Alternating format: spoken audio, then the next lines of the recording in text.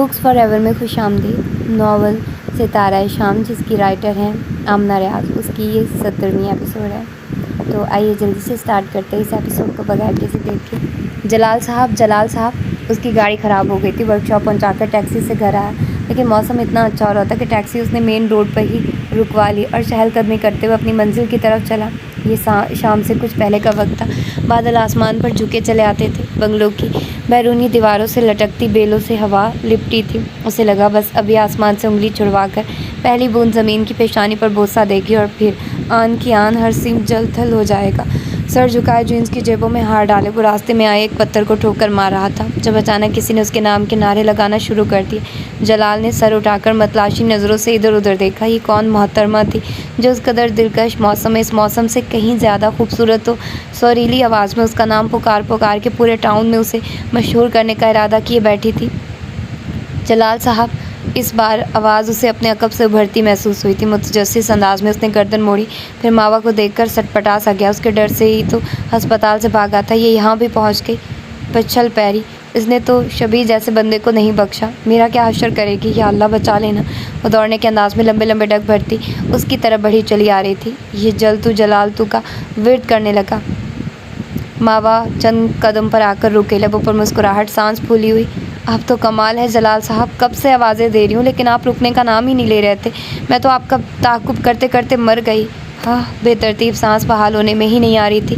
آپ تو ہسپتال سے ایسا گئے کہ مڑ کر آئے ہی نہیں۔ میری ممی نے تو آپ کا بہت انتظار کیا، اور صرف ممی ہی کیوں، میں خود اس دن سے آپ کا انتظار کر رہی ہوں۔ اس روز تو مجھے اتنا ہوش ہی نہیں تھا کہ آپ کا شکریہ ادا کرتی، مگر بعد میں نے بہت سوچا کہ جس انسان نے میری ممی کی اتنی مدد کی اس کا شکریہ تو بڑے اچھے طریقے سے ادا کرنا چاہیے تھا، لیکن شکریہ کس کا ادا کرتی؟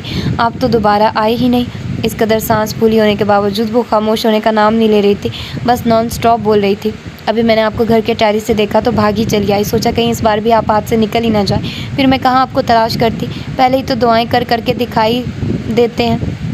سچ اتنی خوشی آ رہی ہے آپ کو دیکھ کر، اتنا خوش تو میں بچپن میں اپنے فیوریٹ کارٹون کریکٹر مکی ماؤس کو دیکھ کر بھی نہیں ہوتی تھی جتنا آپ کو دیکھ کر ہو رہی ہوں۔ بے ساختگی سی جی، جیڈی نے بدک کر کہا، کیونکہ وہ تو اسے دیکھ بھی اتنے اشتیاق سے رہی تھی جیسے وہ انسان ہی مکی ماؤس ہی ہو۔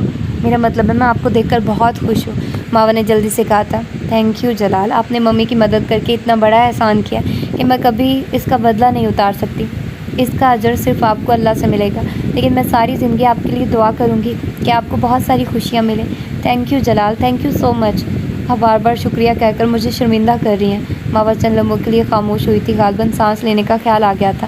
اسی موقع سے فائدہ اٹھاتے ہوئے جلال نے جلدی سے کہا، چھپا ہوا انداز، گھبرایا ہوا لہجہ۔ ماوا نے چونک کر اسے دیکھا، بلکہ بڑے غور سے دیکھا۔ اس لمبے چوڑے ڈھیل ڈول لڑکے میں ایسی کون سی بات تھی جو غیر معمولی سی محسوس ہوتی تھی؟ کیوں؟ ماوا نے یکدم کہا، احسان کیا ہے تم نے، شکریہ تو بنتا، اور اس میں شرمندگی کی کیا بات ہے؟ کوئی شکریہ کہے تو اسے حق کی طرح وصول کرنا چاہیے، نہ کہ شرمندہ ہونا چاہیے۔ عجب بے تکلف لڑکی تھی، آپ سے تم پر آنے میں منٹ میں نہیں لگا۔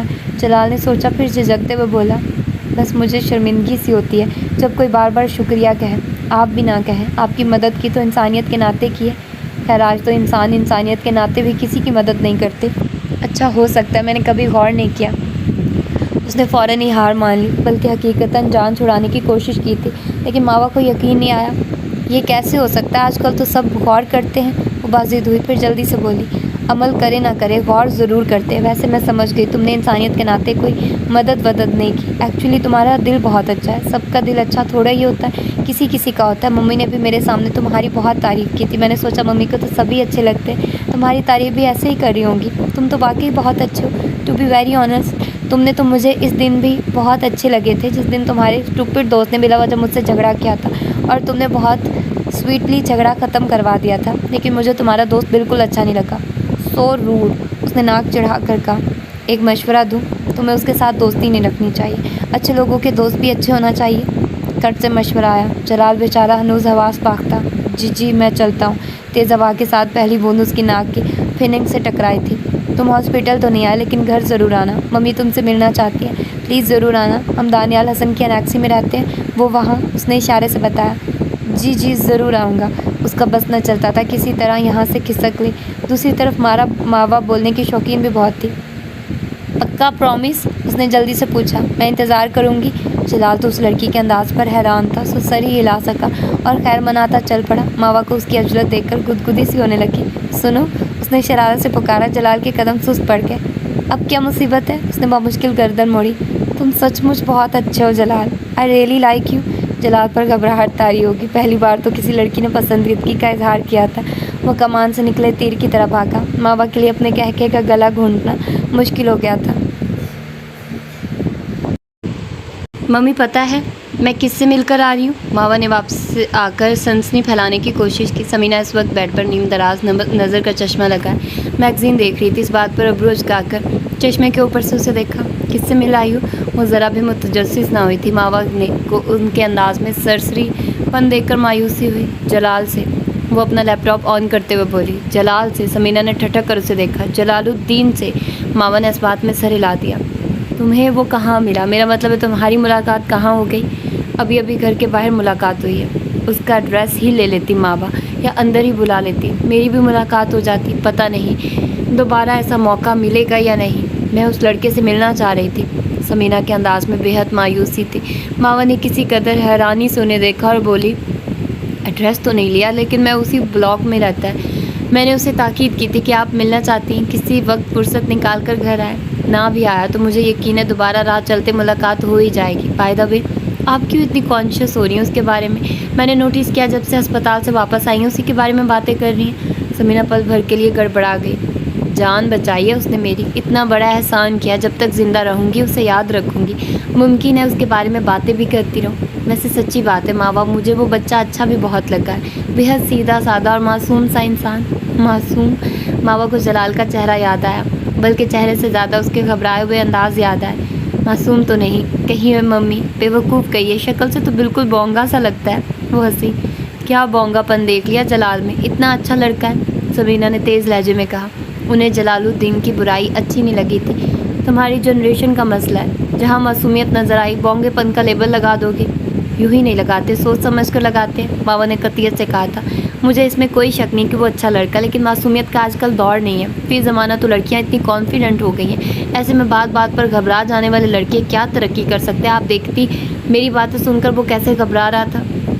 ज़रूर तुमने कोई उल्टी सीधी बात की होगी। तुम्हारी ज़बान से तो मैं पहले ही तंग हूँ। अब इस बेचारे को क्या कह आई हो? अरे मैंने कुछ नहीं कहा उस भोले बादशाह को, वो चिढ़कर बोली। सिर्फ शुक्रिया अदा किया था, घर आने की दावत दी थी और आपकी बातों की रोशनी में थोड़ी सी तारीफ़ की थी। और हाँ, मैंने उसे ये भी बता दिया कि वो मुझे अच्छा लगा है। अब आप मुझे बताइए इसमें ऐसी कौन सी बात थी कि वो शर्मा कर भाग जाता? तुम्हें अक्ल नहीं आ सकती मावा, कभी नहीं आ सकती। उसका कारनामा सुनकर समीना ने अपना ही सर पीट लिया। घर की मुर्गी दाल बराबर इसी को कहते हैं शायद। मेरे सारे टीचर्स और क्लास फेलोज़ मेरी जहानत की तारीफ़ करते हैं, लेकिन आपको हमेशा यही लगता है मुझे अक्ल नहीं आ सकती। वो खफा होकर बोली। क्योंकि अक्ल और जहानत में फ़र्क होता है मेरी ज़हीनो फ़तीन बेटी। समीना ने उसे आड़े हाथों लिया, लेकिन मावा ने खफकी के इजहार के तौर पर रुख ही मोड़ लिया था। मेरे पास एक ज़बरदस्त खबर है। निम्रा और तन्वा एग्जीबिशन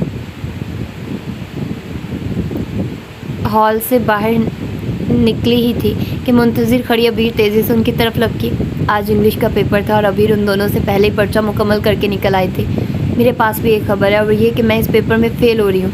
निम्रा बसूरी। इतना ख़राब पेपर हुआ है मेरा कि ज़रा भी पास होने की उम्मीद नहीं है। मैं टीचर नुसरत को कभी माफ़ नहीं करूँगी। जो जो चीज़ें मैंने चॉइस में छोड़ी थी वो सब उन्होंने क्वेश्चन पेपर में डाल दी। उसने सदमे से चूर लहजे में कहा था। मेरा पेपर तो अच्छा हुआ, इतना टफ तो नहीं था। तन्वा ने कहा। क्यों अबीर? हाँ वाकई मेरा भी अच्छा हुआ। फिर उसने निम्रा से कहा, अगर तुम ऊट पटांग लोगों से दोस्तियाँ तर्क करके पढ़ाई पे तवज्जो दो तो फेल होने का खदशा ही ना रहे। तुम खुद को और तन्वा को ऊट पटांग लोगों में शुमार कर रही हो? निम्रा ने मासूमियत से पूछा। जी नहीं, मैं अरूश मिर्ज़ा की बात कर रही हूँ, सिर्फ और सिर्फ अरूश की, समझी?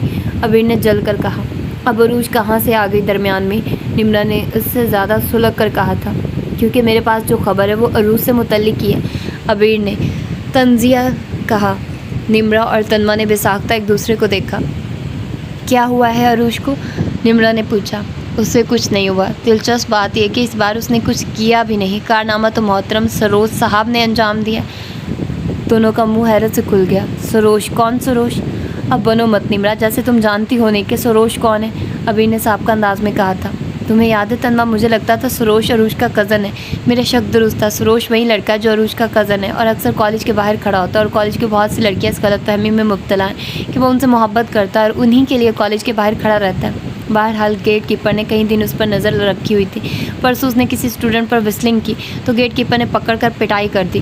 اس پر سروش نے جیب سے چاقو نکال کر گیٹ کیپر کو زخمی کر دیا۔ کالج کے تینوں گارڈز بھی وہیں موجود تھے۔ انہوں نے سروش کو پکڑ کر کلریکل آفس میں بند کر دیا اور ہیڈ کلرک نے پولیس بلوا لی۔ اس دوران سروش دروازہ توڑنے کی کوشش کرتے ہوئے عروج کا نام لینے لگا۔ جب پولیس آئی تو سروش نے بیان دیا کہ گیٹ کیپر اس پر الزام لگا رہا ہے کیونکہ چند روز پہلے اس کی گاڑی سے اس گیٹ کیپر کو ٹکر لگ گئی تھی اور وہ اسی کا بدلہ لے رہا ہے، جبکہ وہ تو ہر روز یہاں اپنی خالہ زاد بہن عروج کو پک اینڈ ڈراپ کرنے آتا ہے جو 3rd ایئر کی اسٹوڈنٹ ہے۔ انسپیکٹر نے کہا کہ عروج کو بلوائیے۔ جب عروج وہاں پہنچی تو اس سے عروج کے بیان کی تصدیق مانگی گئی۔ تصدیق کی ضرورت ہی نہیں تھی کیونکہ عروج نے جاتے ہی سروج کو پہچان لیا تھا۔ تب انسپیکٹر نے عروج کو بتایا کہ سروج کی جیب سے ہیروئن برآمد ہوئی ہے اور انہیں شک ہے وہ کالج کے باہر ہیروئن کی خرید و فروخت کا کام کرتا ہے۔ سروج کو ظاہر ہے پولیس پکڑ لے گی۔